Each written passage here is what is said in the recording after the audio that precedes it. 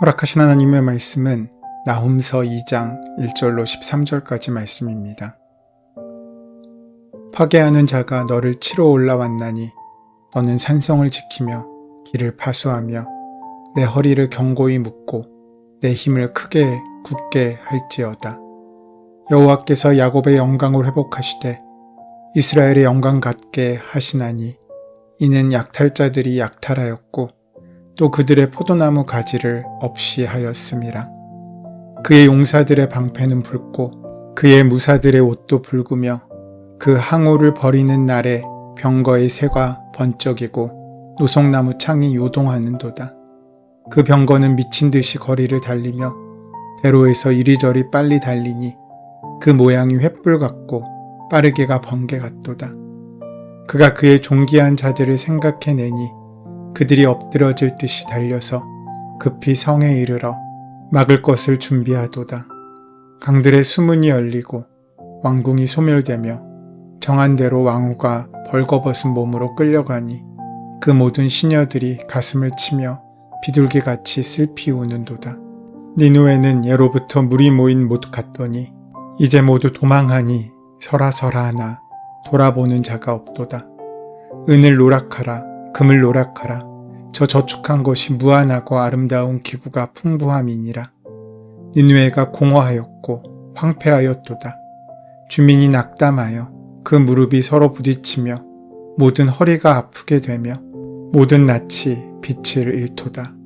이제 사자의 굴이 어디냐? 젊은 사자가 먹을 곳이 어디냐? 전에는 숫사자 암사자가 그 새끼 사자와 함께 거기서 다니되 그것들을 두렵게 할 자가 없었으며 숫사자가 그 새끼를 위하여 먹이를 충분히 찢고 그의 암사자들을 위하여 움켜 사냥한 것으로 그 굴을 채웠고 찢은 것으로 그 구멍을 채웠었도다.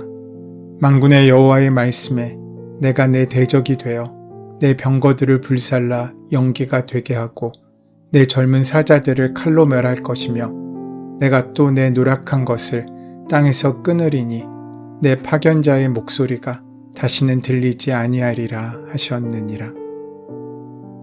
나훔서는 요나서와 함께 이방나라 아수르의 수도인 니느웨를 향한 하나님의 심판에 관한 말씀이 다루어지고 있습니다. 나훔서 1장이 니느웨를 중심으로 한 아시리아에 대한 심판의 경고의 내용이었다면 오늘 본문 2장은 아시리아가 받게 될 심판의 모습이 구체적으로 묘사되어 있습니다. 요나가 하나님의 경고를 니느웨에 선포한 후 100년쯤 지나 아수르가 다시 죄악으로 교만의 극치를 이룰 때 하나님께서는 이방인이었지만 긍휼을 베푸셔서 다시 나훔 선지자를 보내셨습니다. 요나 선지자 때는 하나님의 경고에 회개하고 돌아선 니느웨였지만 나훔 선지자 때는 하나님의 경고를 듣지 않으므로 그들은 심판의 칼을 받아 멸망당하게 됩니다. 요나서는 이방인이라도 회개하고 돌아오면 하나님의 은혜를 입을 수 있음을 가르치시고 나훔서는 이방인이 경고를 듣고도 회개하지 않으면 멸망한다는 사실을 가르치십니다. 이제 오늘 본문 나훔서 2장 말씀에서는 니느웨가 망할 때 어떻게 망하게 될지를 먼저 보여주고 설명하고 있습니다. 하나님께서 바벨론을 불러서 아수르를 치게 하셔서 니느웨가 완전 망하는 것을 보여주십니다. 니느웨의 멸망은 이스라엘에게는 큰 위로의 사건입니다. 그들이 북쪽 이스라엘을 침공하여 빼앗아가 버렸기 때문입니다. 그리고 우리가 오늘 본문 가운데 주의 깊게 살펴봐야 할 것은 앞으로 이루어질 일들이 지금 된 것처럼 표현되고 있다는 점입니다. 그 이유는 하나님의 예언은 반드시 이루어지실 것이기 때문입니다. 하나님께서는 계획하신 후 확정된 일만 예언하시는 것입니다. 그러므로 하나님께서 우리들에게 주시는 말씀은 결국 다 이루어질 일들입니다. 인간 세상에서는 그렇습니다. 우리는 힘있는 사람들의 말이 가진 위력을 너무나 잘 압니다. 그래서 그들의 말 한마디에 환호하기도 하고 그들의 말에 벌벌 떨기도 합니다. 하지만 생각해보면 그 말의 위력은 영원할 수 없음을 우리는 경험적으로 알 수 있습니다. 인간은 자기가 한 말을 절대 다 책임지지 못함을 우리는 알아야 합니다. 왜냐하면 그 말을 이룰 수 있는 능력도 의지도 부족하기 때문입니다. 오직 하나님만이 당신께서 하신 말씀과 주신 약속을 이루실 수 있는 것입니다. 하나님께서 분명 말씀하십니다. 본문 1, 2절에서는 니느웨를 파괴하는 자가 니느웨를 파괴하러 올라올 것이라고 말씀하십니다. 그리고 하나님께서 이스라엘을 영광 중에 회복하실 것이라고 그 말씀을 더하십니다. 곧 아수르 제국의 멸망과 이스라엘의 회복이 맞물려 있음을 보여주는 것입니다. 2절에서 너는 아시리아를 가르치는 것이며 파괴하는 자는 아시리아를 멸망시킬 주체를 뜻합니다. 1차적으로는 바벨론을 의미합니다. 실제로 바벨론은 메대와의 연합을 통해서 아시리아를 공격하여서 BC 612년 아시리아를 멸망시킵니다. 하지만 아시리아를 멸망시키는 궁극적인 주체는 바로 역사의 주관자이신 하나님이십니다. 하나님께서는 북이스라엘을 심판하시기 위해 아시리아를 사용하셨습니다. 또 남유다를 징계하시기 위한 도구로 아시리아를 사용하셨습니다. 하지만 이제 당신께서 심판의 도구로 사용하셨던 그 아시리아를 직접 파괴하실 것을 예고하고 계신 것입니다. 첫 번째 이유는 그들의 잔인한 약탈 때문이었습니다. 하나님께서는 아시리아를 당신의 백성을 향한 징계의 도구로 사용하셨습니다. 아시리아는 그러나 자신의 위치를 망각한 채 하나님의 뜻에서 벗어나 정도의 지나친 약탈과 압제를 자행했습니다. 이에 하나님께서는 그들을 심판하시고자 하는 것입니다. 두 번째 이유는 아시리아에 의해 짓밟혔던 과거 이스라엘의 영광을 하나님께서 아시리아의 파멸을 통해 회복시키고자 하시는 의도 때문입니다. 비록 심판과 징계를 위해 아시리아를 사용하셨지만 이제는 야곱의 영광, 곧 남유다의 회복을 위해 그들을 징벌하시겠다는 것입니다. 우리 삶에도 분명 아시리아 같은 존재들이 있습니다. 하지만 그들은 하나님께서 아시리아를 통해 이스라엘을 바르게 세워가셨던 것처럼 우리를 온전한 그리스도인으로 회복시켜 나가시기 위한 하나님의 도구들일 뿐입니다. 그 사실을 기억할 때 우리는 그들과의 관계 속에서 파생되는 고통을 인내하며 견뎌낼 수 있는 힘을 얻게 됩니다. 우리가 고통 속에서도 소망 중에 즐거워할 수 있는 까닭이 바로 여기에 있습니다. 하지만 반대로 우리가 아시리아 같은 자리에 있을 때가 있을 수 있습니다. 그들에게 주어진 것처럼 우리에게 힘이 주어질 때가 있다는 것입니다. 하지만 그때 우리는 겸손해야 합니다.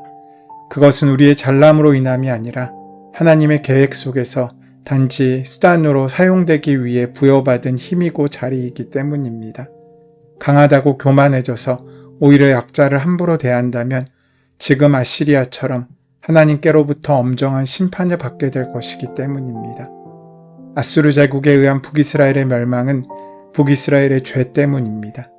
북이스라엘에 넘치는 죄가 멸망을 불렀습니다. 하나님을 무시하고 부정하며 하나님의 목전에서 자행한 우상숭배와 교만과 음행과 불의의 결과인 것입니다.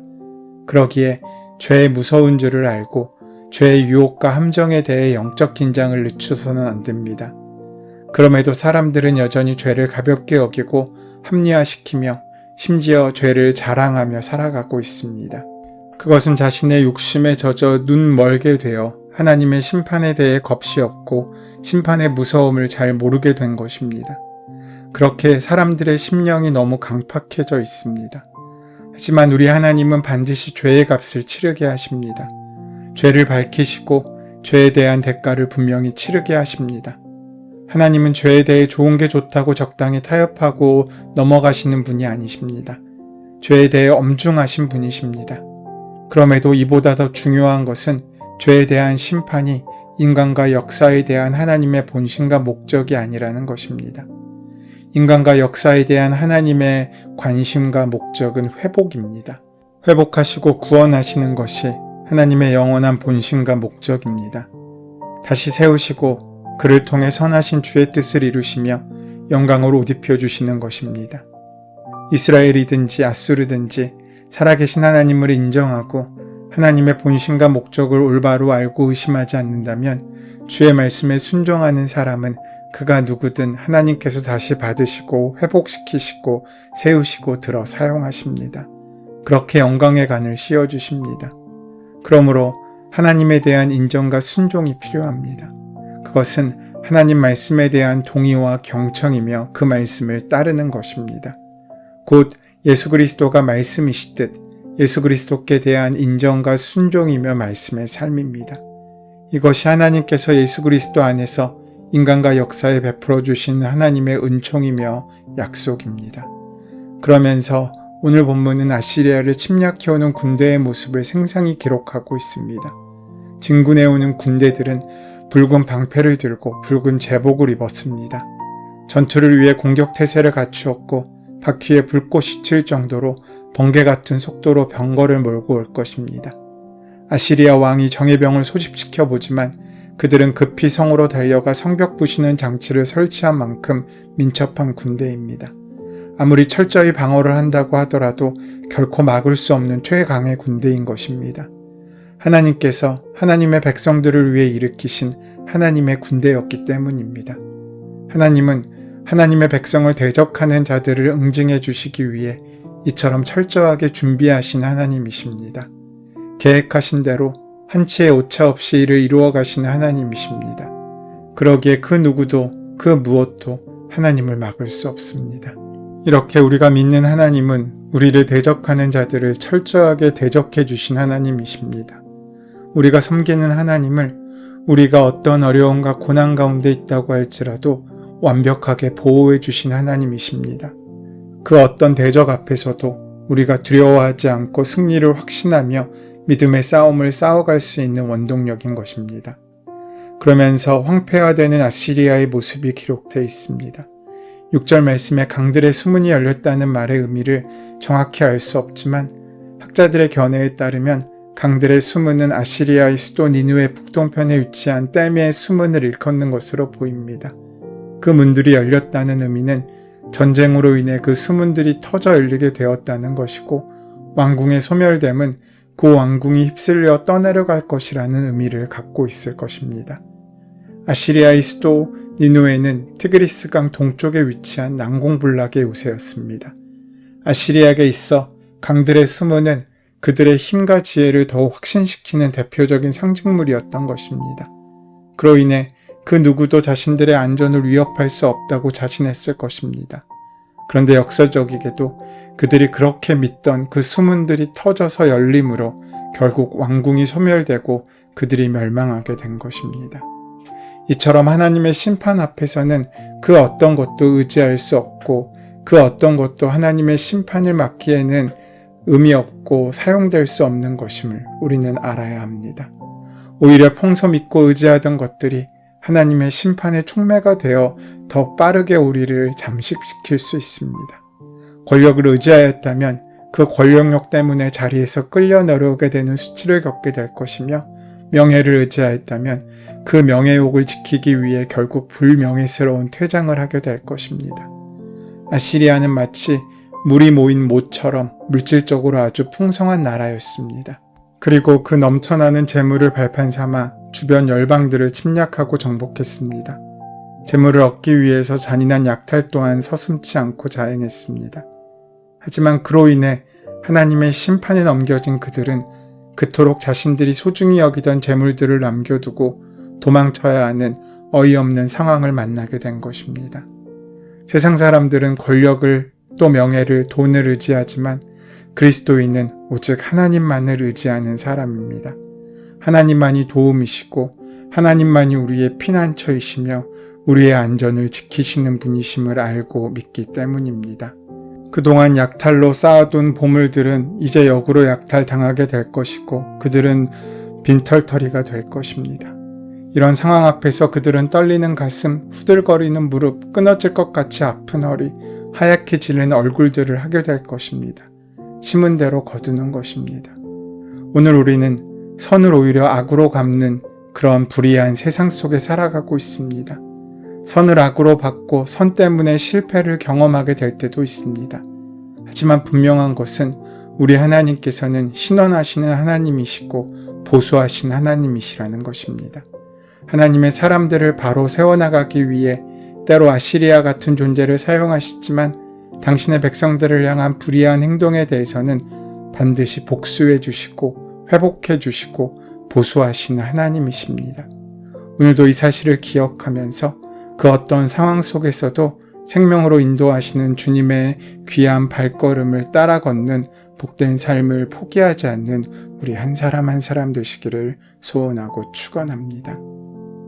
은혜의 주님, 악인의 압제가 때로 우리를 온전히 이루어 가시는 주님의 손길임을 기억하게 하여 주셔서 그 모든 상황 가운데 인내할 수 있는 힘과 능력을 주님께 얻게 하여 주시옵소서. 오직 주님만 의지하고 주님과 함께 걷는 믿음의 삶을 살아갈 수 있도록 동행하시고 함께하여 주시옵소서.